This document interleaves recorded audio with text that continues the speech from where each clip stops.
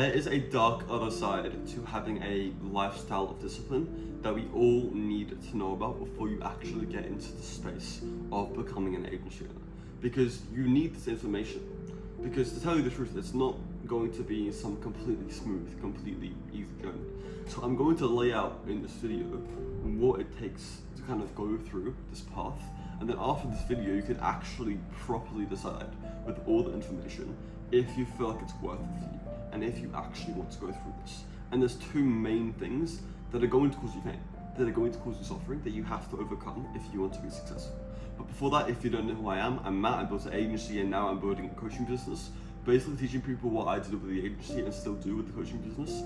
And really the entire goal with what we do is helping more early stage agency owners hit that $10,000, $20,000, $30,000 per month mark. Now, the first and probably the more talked about thing is the lonely phase. So to tell you what happens, first we have to understand your current situation and where you're probably at. Where you are right now in terms of social circle and where the majority of people who are just starting out are, you're in a situation where you might disagree with me, your ego might flare up, but your current friends are not your real friends. Let me break it down for you. If we want to define what friends are and put a definition on it, I would define a friend as someone who cares about you and wants to see you grow. Someone that cares about you, that likes you, that wants the best for you, right? That's a pretty, reasonable thing to want from a friend. When you're still talking to your old friends that are maybe from Discord or the people that you used to go out and party with, and they're the friends that are still going out twice a week, 3 times a week to parties and to get drunk. Or they're the friends that are still playing League of Legends or Valorant on Discord calls together.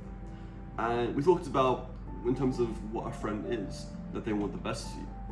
But when you don't want to go out for a drink with them anymore, they're going to, egg you on and try and tell you to come. And if you don't, they're going to call you a pussy. They're going to call you names. And when these people from your old friend group see you posting on YouTube, or see you making cold calls, or see you created a business account on Instagram, these people from your old friend group, whether it's insecurity or whether they just don't like it, whatever it happens to be, a lot of the time these people, because it's so different and it's so weird, they're gonna make fun of you, they're gonna bully you for it, as happened with literally everybody that I know, that I've talked to in the space that posts any videos or starts a business. They're gonna tell you, this is gay, bro. This isn't gonna work. Just give up, bro. Just come back out with us for one day. One day won't hurt, bro. 1 hour of video games won't hurt, bro. They're gonna tell you these things. But didn't we just say that a friend is someone who wants the best for you? Well, by definition, these people aren't actually your friends.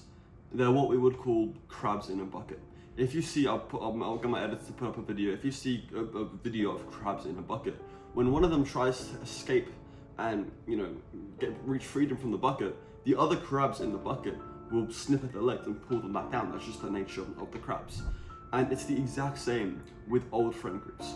When you're the average of the 5 people you're around. So when you're with these 5 people and you try and do something different, they're going to try and pull you back into the normal reality, which for them might be drinking, smoking, playing video games, whatever the regular habits that they do that you don't want to associate with anymore. And so the only way to see success long term and not just bounce back into your old ways with your old friends is going to be either bringing them up with you, which is the ideal thing, is that they are all on this path too, and they're just as disciplined as you guys can all come up together.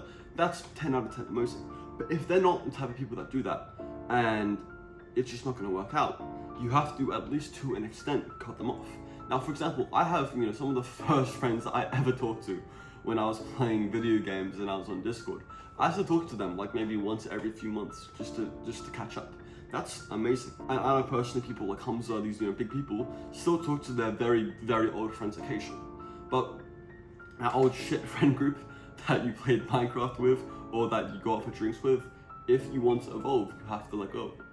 And going from them to the next group of friends that we'll talk about in a second, there is a gap in between that, and that's what everybody, Chris Williamson or Hamza or anybody would call the lonely chapter, right? Because there is a group of friends who have the same aspirations as you, and that as disciplined as you, if not even more. They make as much, if not even more money than you, and they're doing very well. But this group right now probably doesn't want you. If you're still talking to your old friends, if you're still friends with people who have notifications on their phone, and every time they get a Snapchat notification, it goes bing, and they're like, oh, Stacy just texted me on Snapchat. If they're doing that shit, if they're going out for drinks, a couple times a week, if they're playing video games, these people in this new advanced group that you want to be in probably don't want you if you're still friends with those types of people. So you have to cut them off. You have to then evolve. And only once you have kind of gone through that transformation will you be accepted into the new group. If you are an early stage agency and you're trying to kind of build this agency, one of the best things that you can do is join a group of like-minded people and other people that are trying to grow.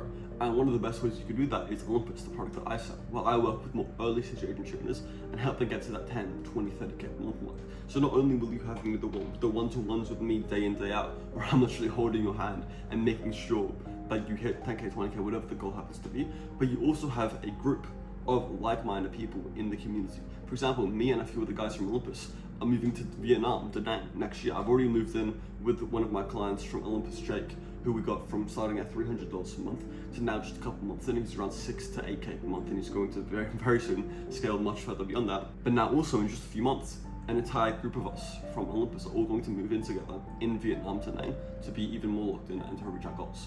So if you want a group of like-minded people and you are doing the agency route, click the first link in the description. Now, that's the first thing, is the loneliness phase and kind of cutting off these old people. That's the first thing that you'll have to deal with. But the second thing is something that's really not talked about, but it's arguably much harder and much worse. The second part of this is basically drowning yourself. I know that kind of sounds weird, but just hear me out and let me explain it. You have two parts of you. You have your current self and you have your evolving self. Your current self is, the part of you that's always been there, it's always been the same, the part of you that hangs out with the friends, that does the bad habits. Let's say your name is, Jacob. Jacob 1.0 is this current self who does these things, that's comfortable here. But then you have your evolving you, and this is Jacob 2.0. This is the person that you're trying to become. So Jacob 2.0 meditates for 20 minutes a day. He does 6 hours of deep work per day, takes sales calls, hits 20K per month, does all the things that you want to do. To evolve into Jake 2.0, to kind of transform into this evolving self, you need to kill Jake 1.0. They can't both exist together. To become Jake 2.0, you have to kill Jake 1.0.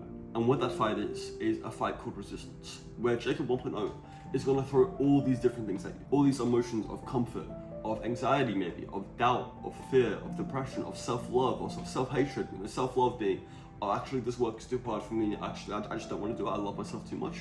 Or self-hatred thinking, fucking hell, I'm too bad for this, I don't want to do it. Whatever it might be.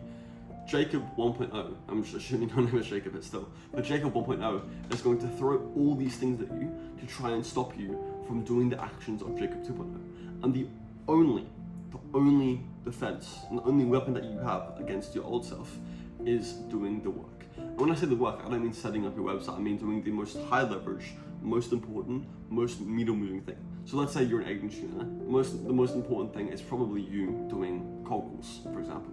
So Jacob 1.0, your current self, is going to tell you, oh, actually cold calls are so scary, and actually business owners don't even like cold calls, and actually this and actually that. He's going to throw whatever bullshit he can tell you to try and make you not do the cold calls. The only way that you can beat your old self, the only way that you can evolve, is to not listen to any of your old self's bullshit, pick up the phone and do the dials. It's the only way. So when you're doing this, you are essentially killing, that's why I said drowning, essentially killing your old self.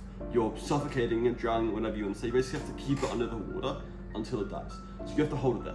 And, imagine somebody drowning. If someone's drowning, they're going to do every fucking little thing that they can in their power to stop the person drowning them and, get air and survive. So your old self, you're basically pushing your old self down, trying to, I know it's kind of a vulgar thing to say, but it's true. You're kind of keeping your old self down, trying to end its life. I'm not going to use the K word on YouTube, but to end its life. And the person drowning is going to do everything it can to, get out. It's going to kick, going to shout, going to try and scream, going to do whatever it can. You have to be strong enough to keep it there until it's dead. And then when you let go, only once you make sure it's fully dead, you're now this evolved self. So might take you 3 months, 6 months, a year, whatever. You have to hold your old self down every single day. When it tells you, oh, don't do the work, it's too hard, that's like it trying to, claw at you to try and stay alive. We have to ignore it, keep on holding it down, keep on doing the hard work that you know that you have to do. So if you're willing to go through this chapter of loneliness, and if you're willing to beat your old self and transform into this new self every single day, and effectively K-word your old self, those are the two most important but most painful things that you need to go through if you want to have this transformation and you want to hit your goals. So if you are a more early stage agency owner, please go ahead, do all the YouTube stuff, like, comment, subscribe, and click the first link in the description, book in a call with me, and I'll see you very soon. Bye bye.